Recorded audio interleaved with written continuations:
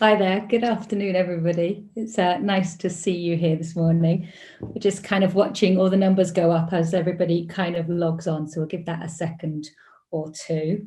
But just very quickly to welcome you to this conversation between myself. I'm Rose Lejeune, I'm the curator of the In the Round programme for the Abu Dhabi Art Fair this year's online performance programme. And I'm really delighted to have with me three of the four artists that I commissioned as part of the programme. So Alice Theobald, Maitha Abdalla and Raed Yassin, who are all kind of ghostly presences on the Zoom platform at the moment. But what I'm going to do is introduce them each individually and then give them a chance to show a couple of minutes of each of the performances. And then we're going to have a bit of a conversation about the work. We'll then kind of broaden it out so we can think a little bit more together as part of a conversation. Just to let you know, there is a Q&A function down in the bottom of your Zoom screen. So if you have any questions, just feel free to kind of put them in there as we go along. Probably we will look at them all together at the end, but obviously sometimes it's nice to just write it down as you are kind of listening to the conversation. And then hopefully the last sort of 15 minutes or so, we can broaden that out and all have kind of conversation together.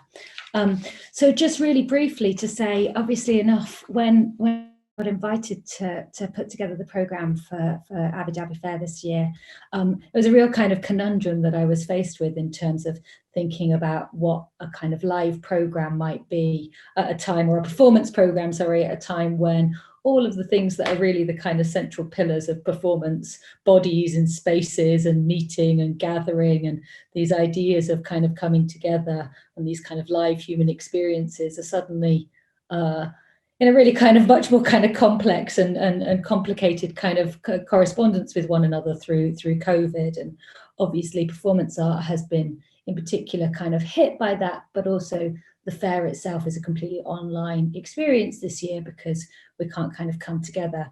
So I guess all of these things kind of made me think, well, how would it be possible? Is it possible to think about performance art in a way that, even without it being live and even without it being physically in a space with each other, is something that can kind of translate into a digital platform?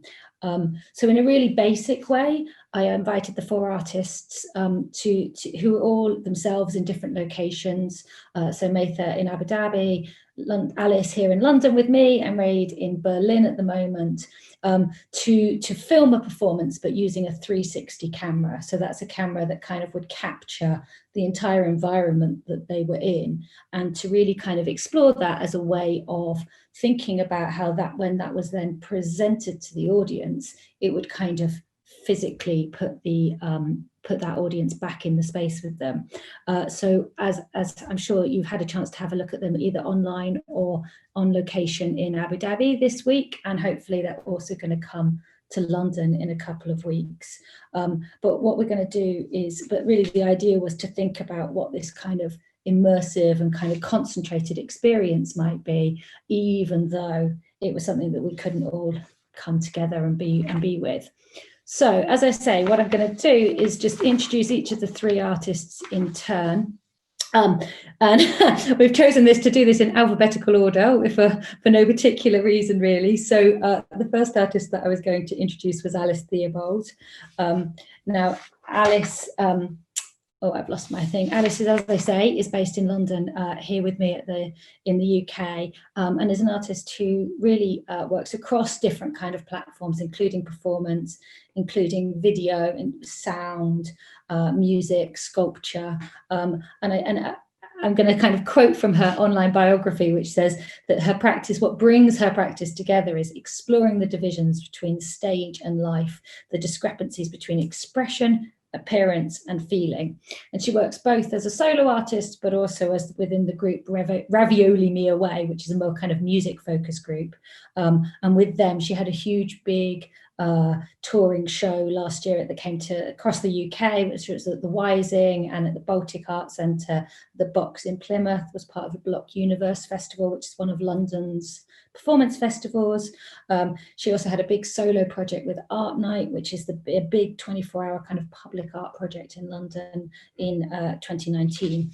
So what I'm going to do is just start by showing you 1 or 2 minutes of her work, and then bring Alice into the conversation and just really have a kind of chat through that. Judging me. Judging you. Judging me. Judging you. Judging me. Judging you.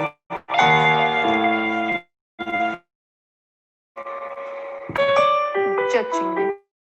Judging you. Judging. Judging you. Judging me. I'm judging you. Judging me. Judging you. You're judging me. I'm judging you.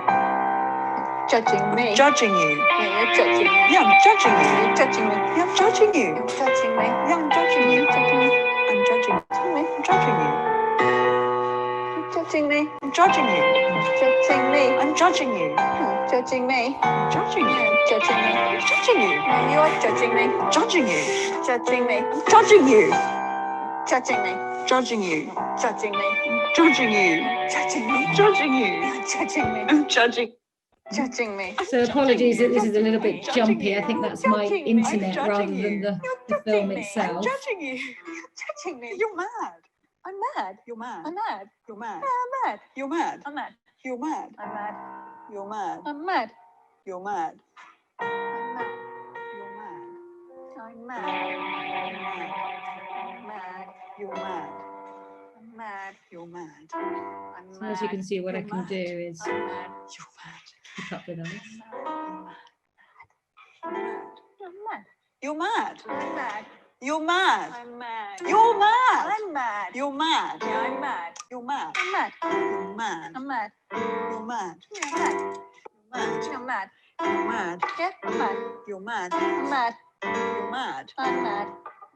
You're mad. I am mad. You are mad. Yeah, I am mad. You are mad. I'm mad. Yeah, you're mad. I'm mad. You're mad.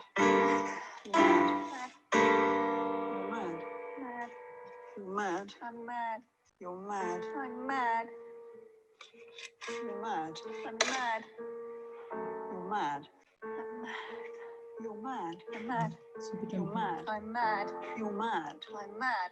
You're mad. I'm mad. You're mad. I'm mad. You're mad. I'm mad. You're mad. I'm really mad. You're really mad. Yeah, I'm really mad.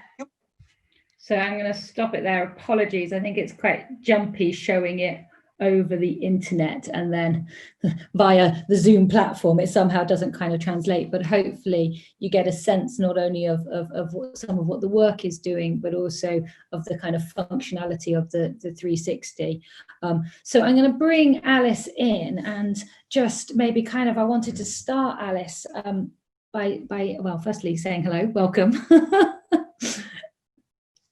And I guess really to kind of start by asking you if you could tell us just a tiny bit about kind of what we're looking at really in a really basic way. The film takes us through these 4 kind of phrases: you seem well, you're glowing, you're judging me, and you're mad. And I wondered if you could tell us a little bit about those specific phrases, but also how they're being used. Hi everybody. Hi, thanks Rose for the introduction. Yeah, so that was about 2-minute snippet of 10 minutes worth of a kind of take on a method, a kind of rehearsal technique called Meisner technique, which was founded in the early mid sort of 20th century. And it really sort of, yeah, and so it's kind of a continuity, this piece, it's kind of a continuity on some research on different systems of rehearsal that I've been exploring for quite a while now in my practice. And yeah, and it's the technique is kind of an approach to get the actor to behave instinctively to their surroundings. And I guess, but usually you wouldn't be, it wouldn't be scripted. So you'd be kind of observing, you'd be with a partner and you'd be observing what they're saying, observing something about them, and you'd be kind of reflecting on what that is, and they'd repeat it to you, and there'd be this sort of back and forth. But with this piece, we cheated a bit. I chose these 4 phrases. I guess my particular interest in this technique, or my sort of take on it, is I'm interested in how the words kind of lose their meaning, but then at the same time can kind of change meaning depending on how you're expressing it. And the more you repeat the words, the more they become kind of insignificant compared to the underlying emotion that you might be projecting onto each other, and I guess the words that I chose, the phrases that I chose, you look well, you're glowing, you're judging me, you're mad, I kind of wanted them to I guess I feel like they're phrases that can kind of, that have that potential to almost change meaning through, like, they can have a different kind of weight or flippancy, particularly something like "you're mad" can be something more humorous, or something a lot more like with serious undertones, or more kind of angry overtones. I guess that's sort of where that came from. And "you're well," again, it's kind of, it kind of adds, I guess, it's adding something to this idea of acting, or acting within real life, and how we perform in real life, and sort of parallels to how we're acting on stage, if you know what I mean.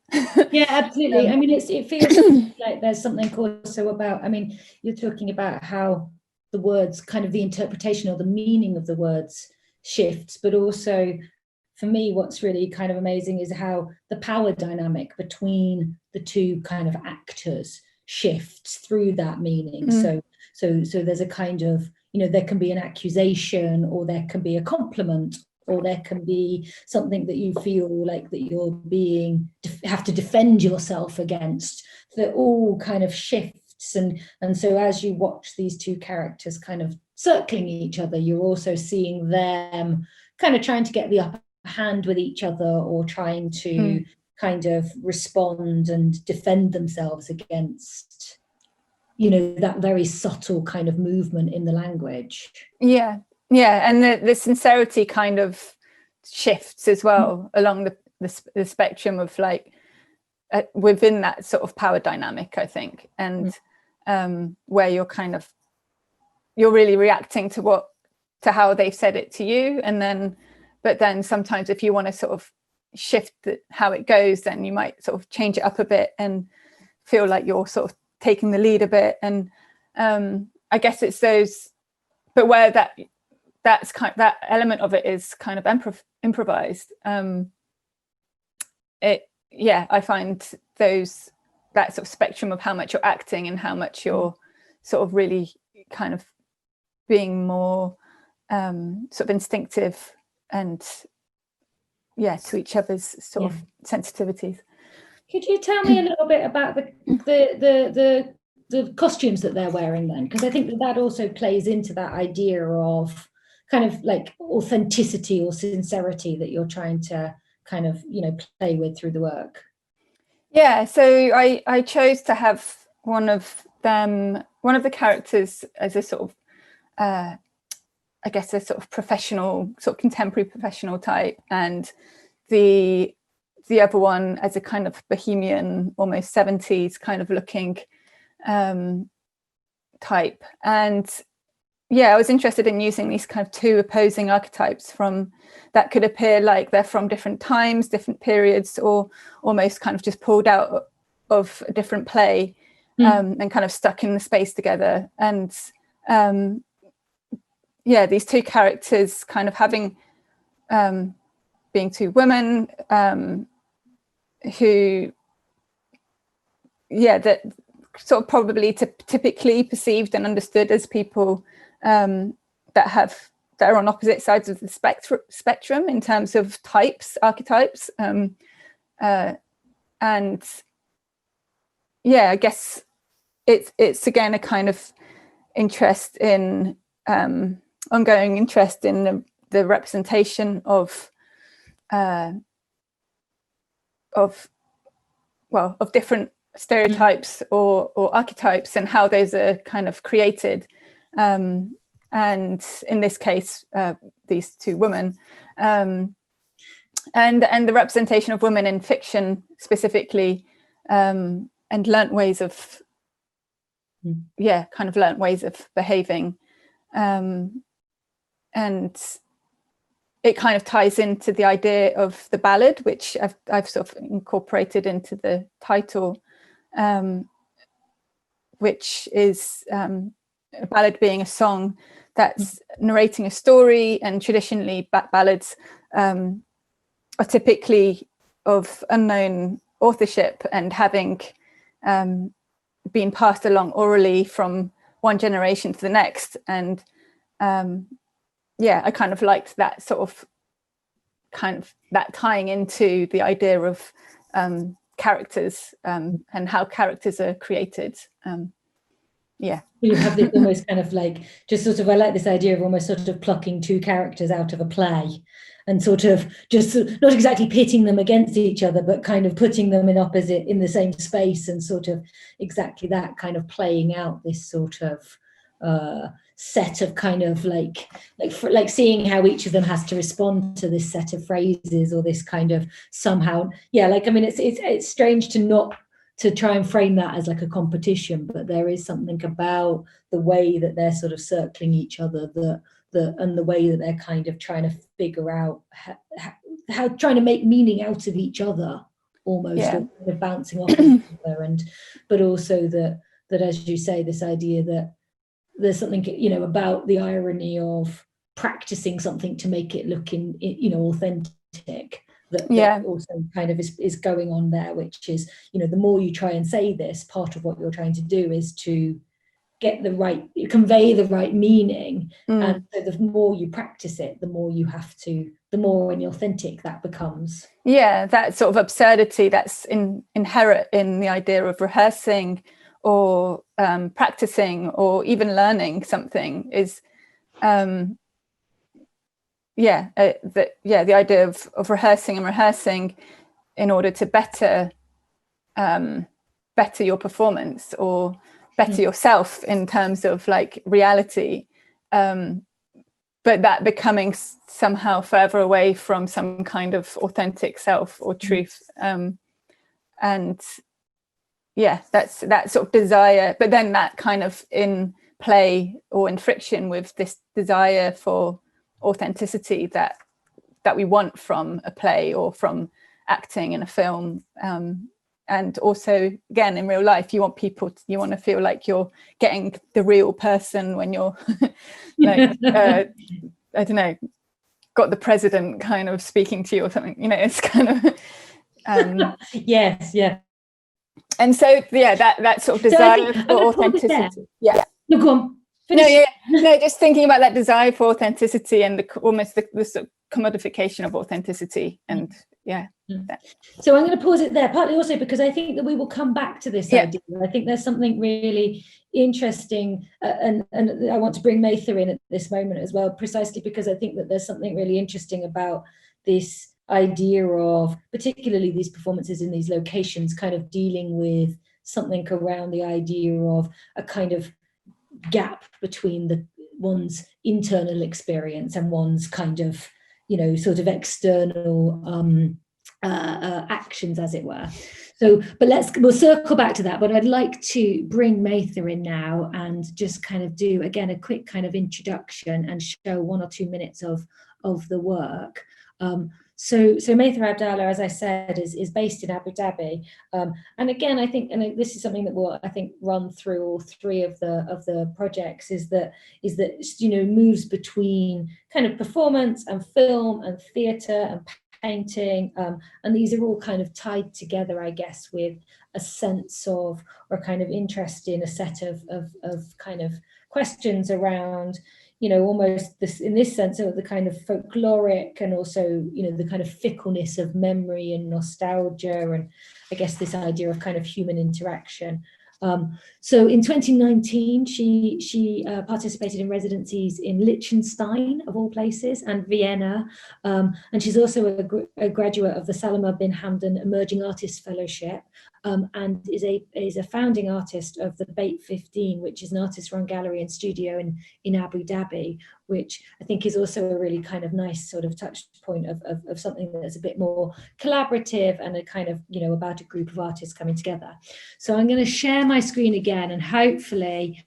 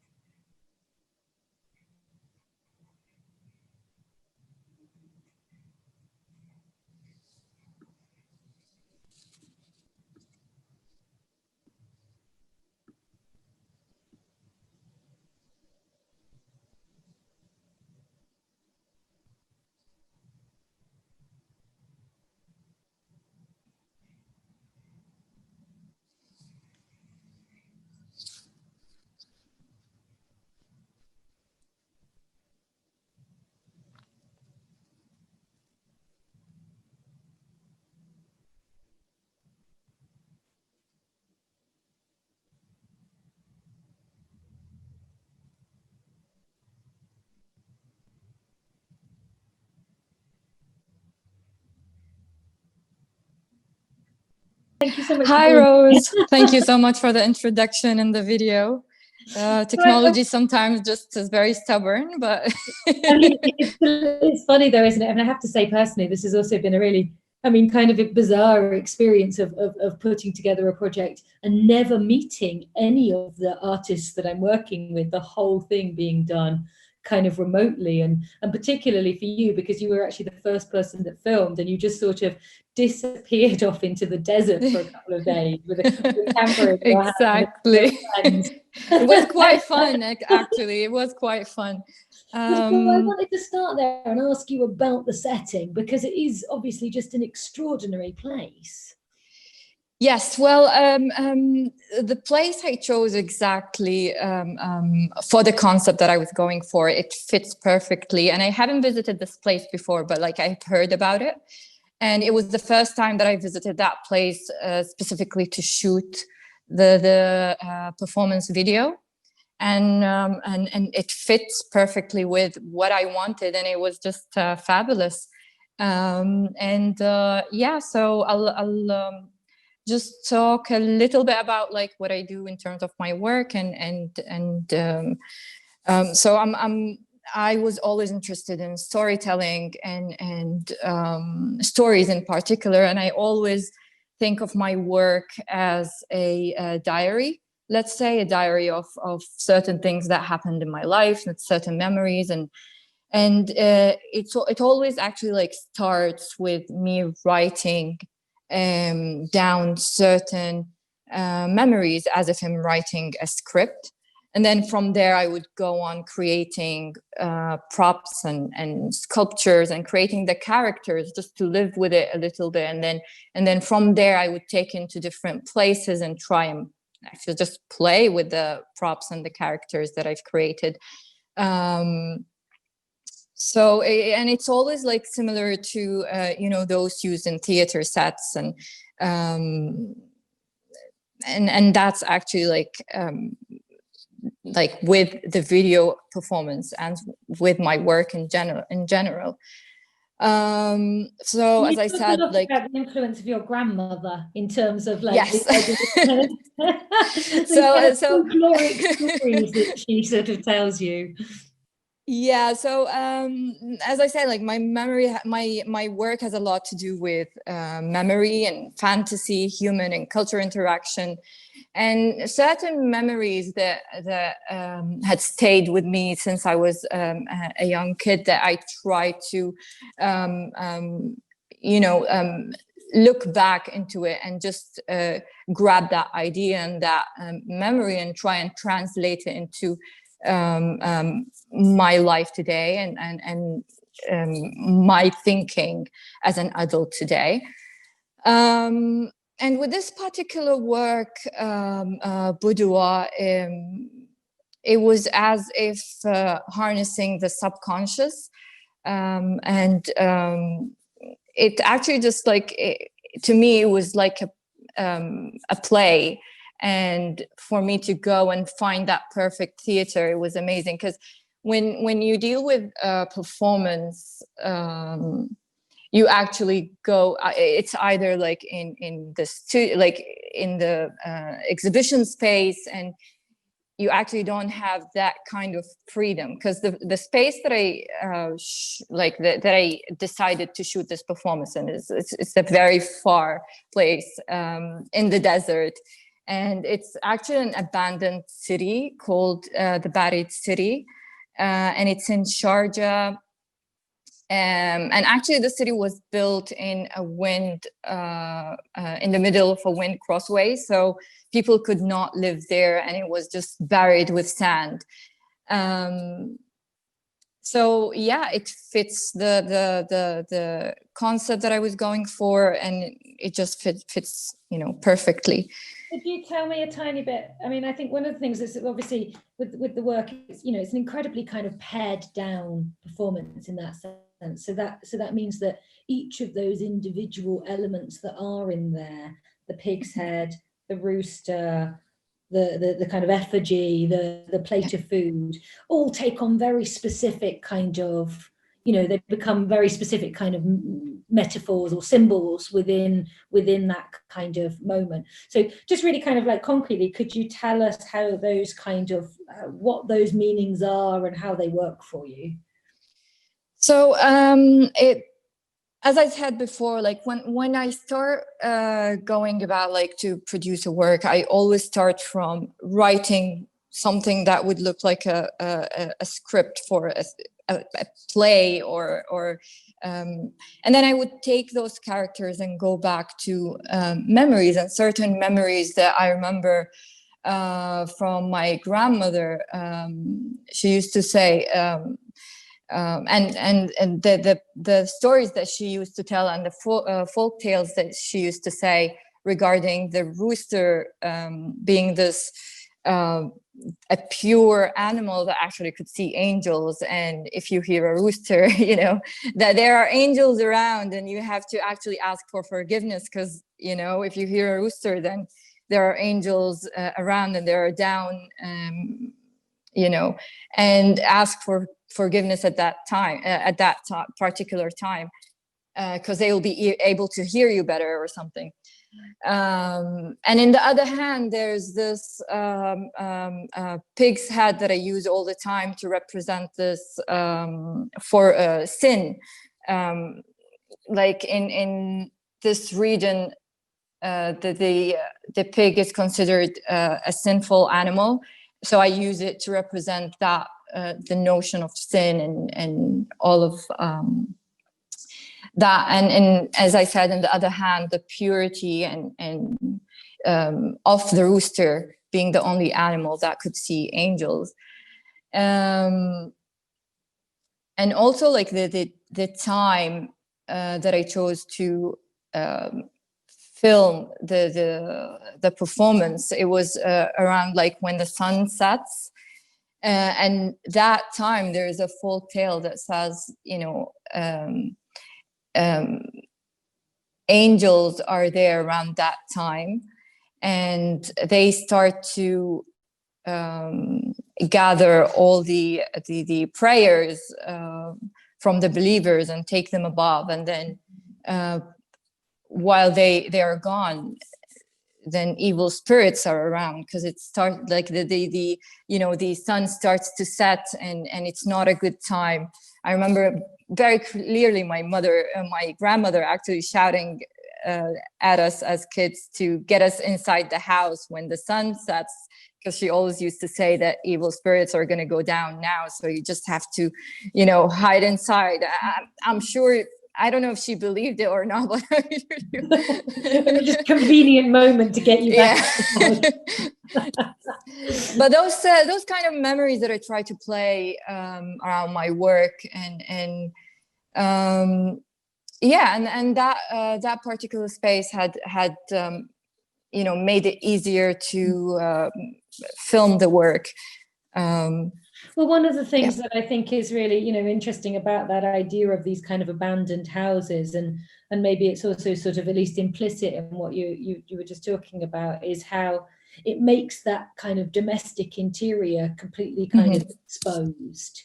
And so a lot of what you're talking about is, things that happened inside the home in a kind of like private kind of way.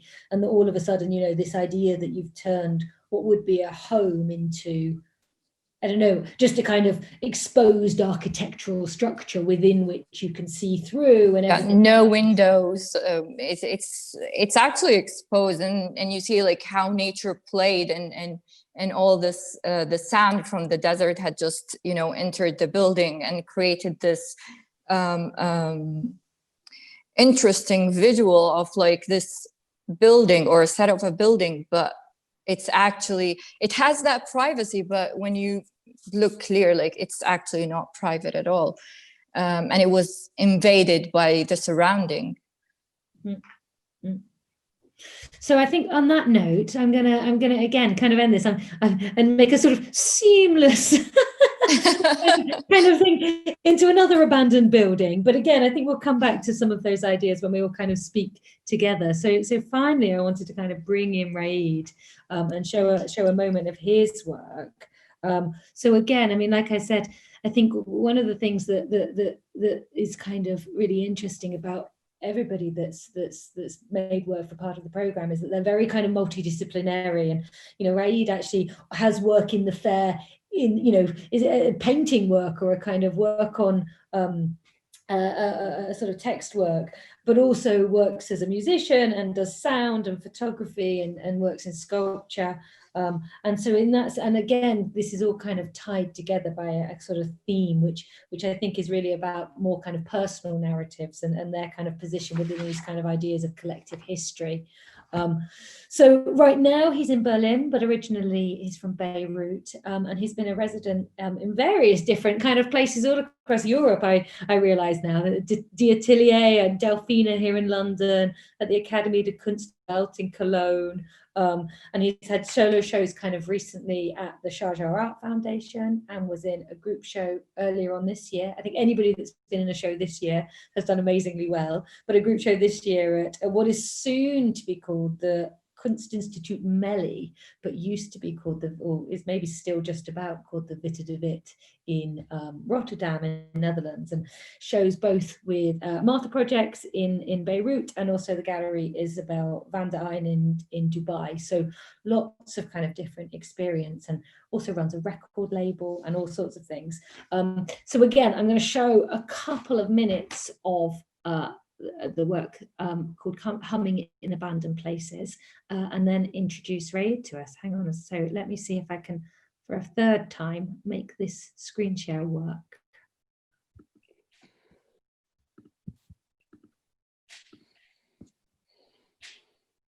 Okay.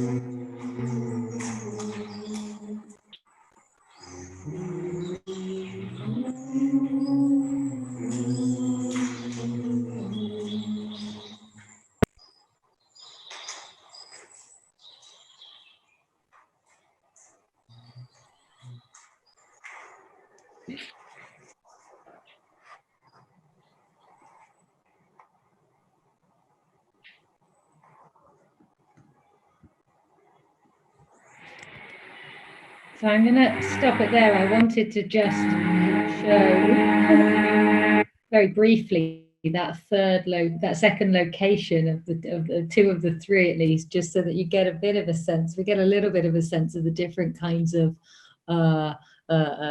sort of vistas within that building. But so, hi, Raed, welcome. Thank you for being very patient and sitting and listening to everybody else. Hello, Rose. Thank you for having me. Thanks for Abu Dhabi Art Fair for doing this and having all of us. And thank you for our attendees. I know it's difficult times. No one wants to attend things online anymore, probably. But thank you all for attend and being interested in this. So yes, thank you for showing this part of the video, and thank you also for just moving a little bit more to the second location. There are 3 locations. So I will just like ask our attendees after we're done to go in each work online and then check them out and give the time for that to understand totally what the all works are about. But it's 3 different locations all in one building or all on one site. Yes, that's true. It's actually I wanted to do even more, but there was no time in that location. It is the first lung disease hospital in Germany, and it's near Berlin. It's a bit outside Berlin, and for me, the location is extremely symbolic, reflecting on the time that we're living in. That I chose this location, which is a lung disease hospital, also like to just reflect on the coronavirus, as well as it's also a lung disease. Well, the work is not about that, but for me it's a little bit kind of a nice connection to film this performance in that place. And what and basically so you've got a group of, I mean, actors or participants or I don't performers. I'm not quite sure how you would describe them. And in each of these three locations, of essentially all just humming this very sort of simple kind of lyric that that repeats the same lyric in each of the three locations. And I wonder if you could tell us a little bit about why humming particularly, why that as a kind of a sort of sound making device. Like this humming I've used humming in a previous music piece that I performed before once. The piece was called "You Cannot Hum While Holding Your Nose." Music for humming, whistling, and clapping. It was with 8 performers, and we did sounds and music while using. I wanted to use like the human as an instrument, but not singing. So we used humming and whistling and clapping. So it's not a foreign technique for me to use, but it's very meaningful in this time for me, using humming and using this in particular, like this kind of tune. So I used humming because humming first is a very personal act. Mm. It's so much related to memory in particular, and it's something that you do for your own self. And then when you don't remember a tune, or when you don't remember something, you always like try to hum it, or you say, or if you're like just walking around, or you want to avoid someone, let's say, or you want to. So it's all about like being in your inner world. In the same time, it really reminded me of an act of an acousmatic source of sound. So you hear a sound, but you don't know where's the source of it. Mm. Somehow. So there's no open mouth that's projecting that sound. And this really, it's a reflection on everyone now is wearing a mask, and we don't know where the sound is coming from. So we are all, like hiding our source of this, and I'm speaking like this, for example. So in a way, it's just like a kind of like analogy, and also like borrowing this from the time that we are living in. So that's why. What's interesting to me as well, though, is, I mean, you say that it's something that, humming is something that you do for yourself, and there's this idea of it being a kind of personal sort of memory thing. But I think one of particularly the third kind of sort of chapter of the work, which is the one that we didn't see, so there's a reason for everybody to go back and watch it, there is something quite almost kind of like ecclesiastical, sort of church-like about that abandoned structure. And certainly, so when I obviously the projections have only been kind of live, as it were, in Abu Dhabi sometimes so far, but when we did some tests in London a couple of weeks, and I was sort of standing in the middle of it, and you can really feel the kind of vibration almost. You sort of feel it quite physically, to be in the work.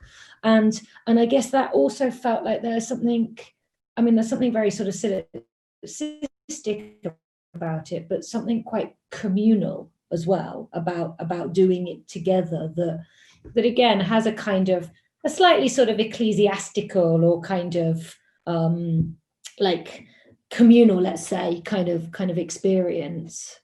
Yeah, like we can definitely like this is also used in Buddhism chants and in yoga practices, but it's also like if you work with theater and with singers or performers, there's always this kind of, when you hum, you are like warming up from inside first before you project what you need to project to others.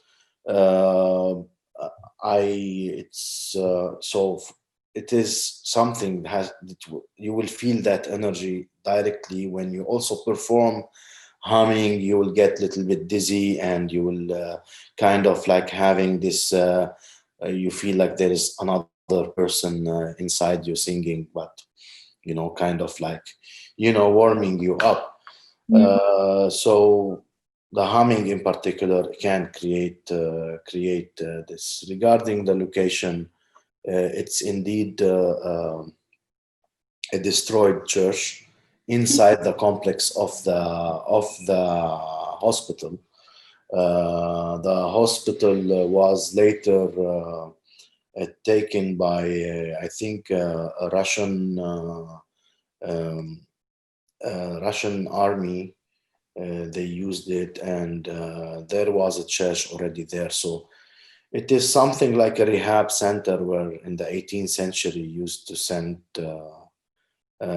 people who have lung problems, because the air was good there, and people who would stay there most of the time. Like they don't leave, so they go and live there in that hospital. So the complex is very big. There's many locations. Not only, so I chose 5 of them, but we could film 3 because it's getting dark earlier now in the northern hemisphere, and we're considered in that hemisphere. And so probably that's about it.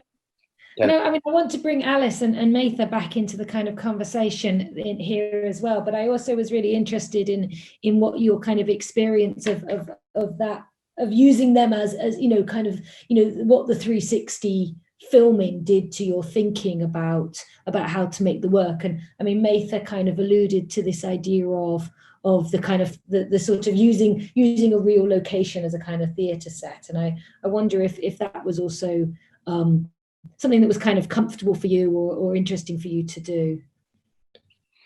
Actually, for me, the work kind of existed in my head before finding that particular location, and so I would like just to add before going to this. So the work is really related to a short memory and a kind of a eulogy for our times that we lived in. So I gave very quick exercises for the performers, and then everyone hummed a song for the other, and then what is left in their mind became the new song. So, and then it became contagious from one to another, and then we all in the end got, let's say, infected in the last tune. This I need to clarify this somehow in how it developed the piece. But in a way, when you told me that we need to do this 360 shoot with this 360, in the beginning was a bit confusing, because we never see in that perspective. We always see in kind of, let's say, camera perspective or what we are used to. But then for me, the location started to become really important. So the idea started going from being in let's say a boring location, studio like let's say the performances of Bruce Nauman, which I really like, but it's all performed in his studio. Because that was the original idea, but then of course, like I said, okay, we'll be like in 4 white walls. Why not going to a place that's adding a really big meaning to it? And actually, it helped a lot with that to be in that particular amazing space and almost magical in the nature, really far away from civilization. So it's like, so it affected definitely that I started to think what will be if it's projected on 3 walls, ceiling and the ground, what it will be there. It will be there. I didn't really look into any of the techniques of the camera itself. It was confusing for me to deal with this new device, but in a way it definitely affected to choose the location and what to show in it.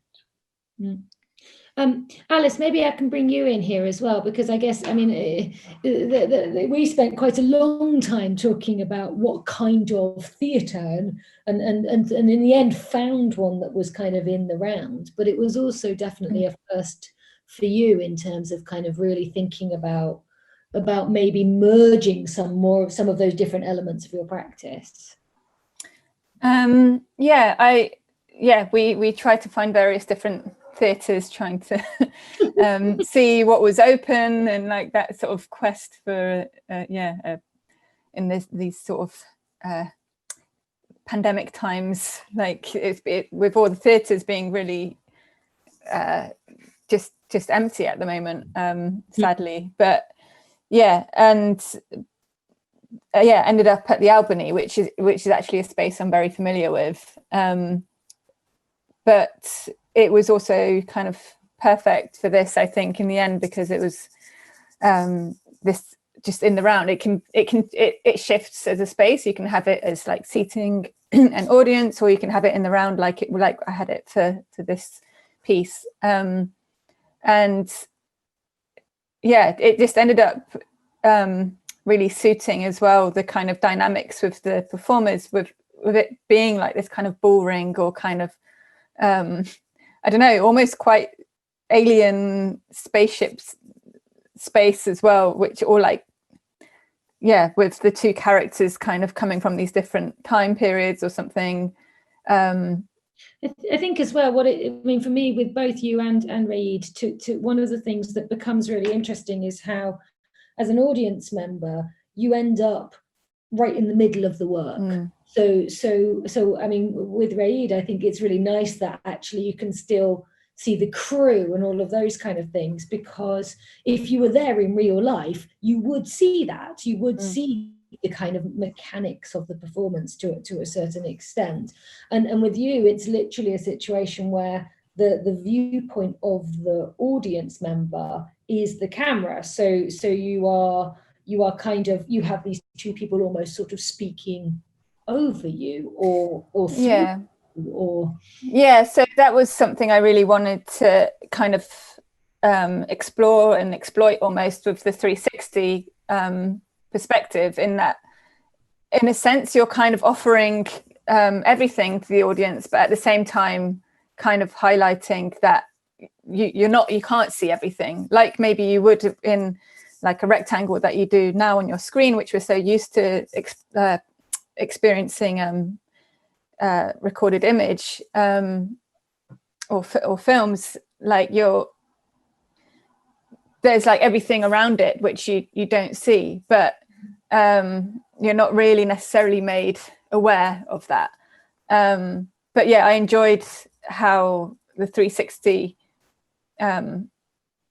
you could really explore that. So that's why I ended up placing the 2 performers on either side of like the compass, if you like, which was this big kind of circle, and they were sort of circling the viewer.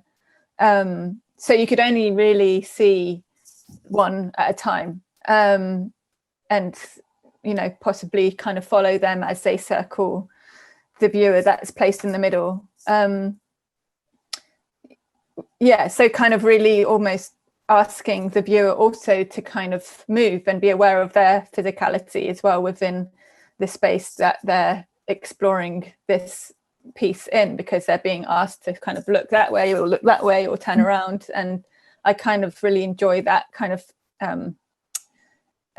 commanding the viewer to be kind of active somehow, and active in how they're reading the piece as well as being physically active. Rhea, what about you? Because in fact, I say I really like the fact that I can see the crew, but we did have kind of a conversation about whether or not that was going to be, they were going to be visible, or whether or not it was possible to kind of leave them out in some ways.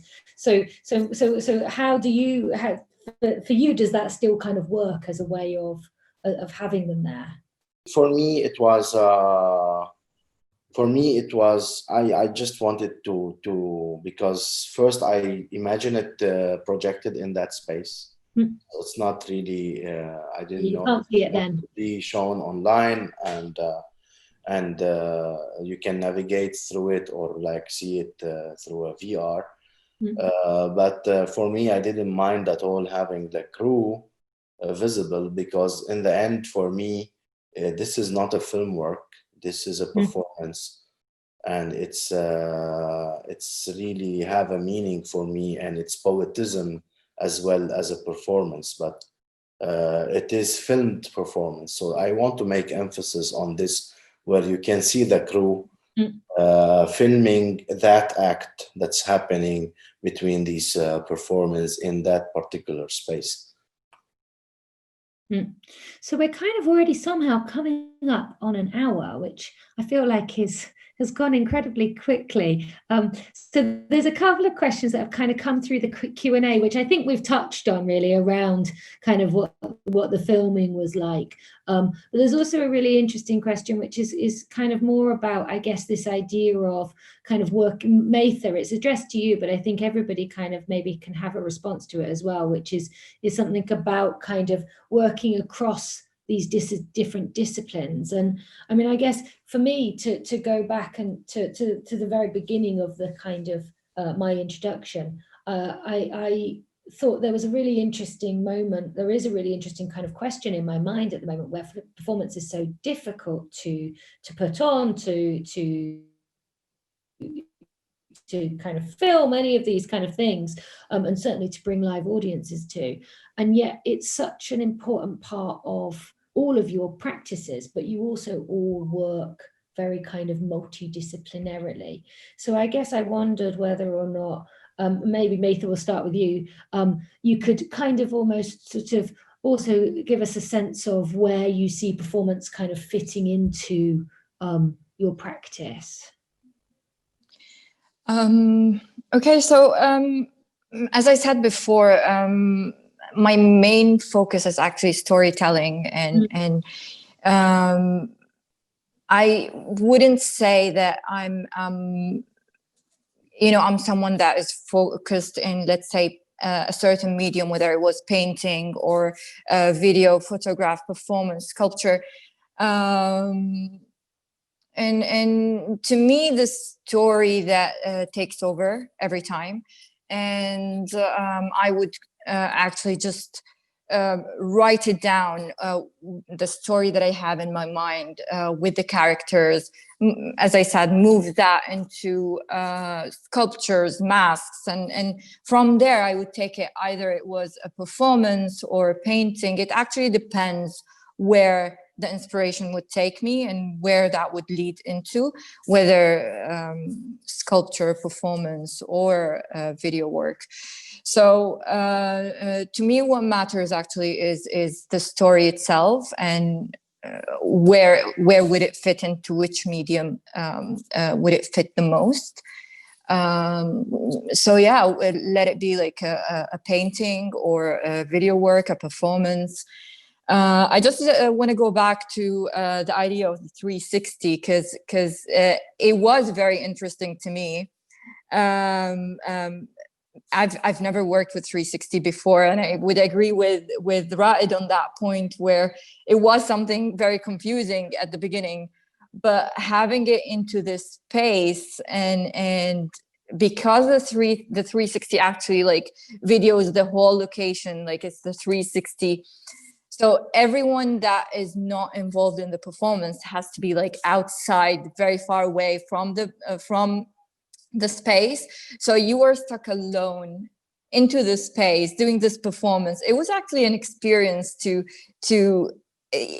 for myself as a performer to be doing it without any audience, and it felt very realistic to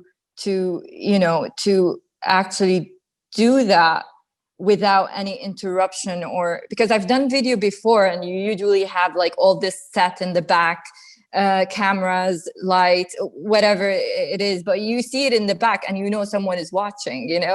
You have like your guy there like with a camera, and so it was very interesting. I just wanted to go back to it because it was like very it made me be in that performance,